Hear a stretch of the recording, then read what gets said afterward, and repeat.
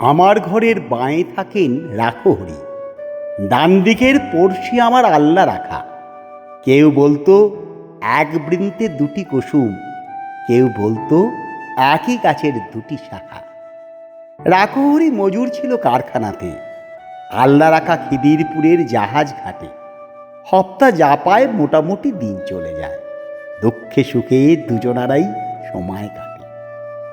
মাঝখানে যে আমি ভুলেই গেছি, ধর্ম বা জাত কি যে আমার কেউ জানে না। রাখহরি আল্লা রাখা ভেবেই মরে, আমার নিরেট অবস্থাটা কেউ মানে না।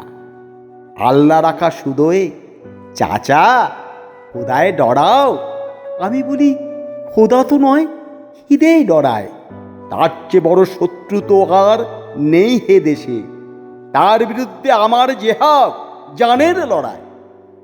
রাখহরি বলে, দাদা বাকি রাখো, কষ্ট যা পাই সবই আগের জন্ম পাপে।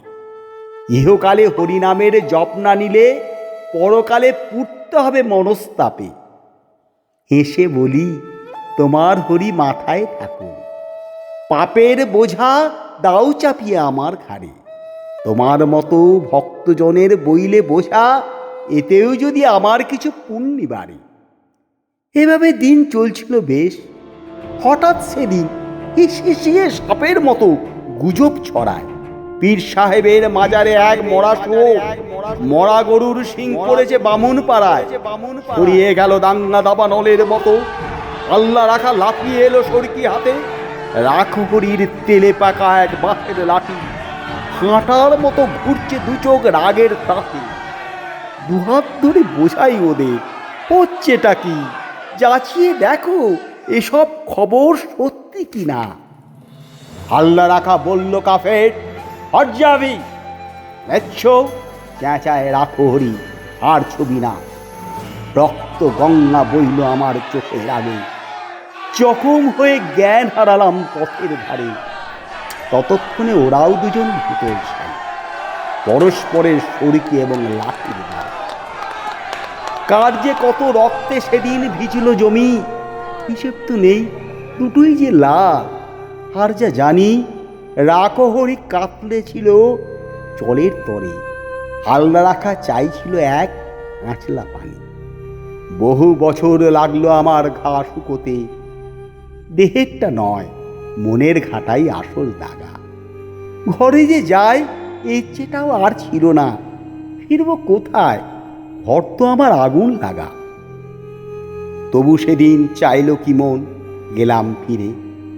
আকাশটা নীল, অলস দুপুর, ওই যে পাড়া উঠছে ফড়িং।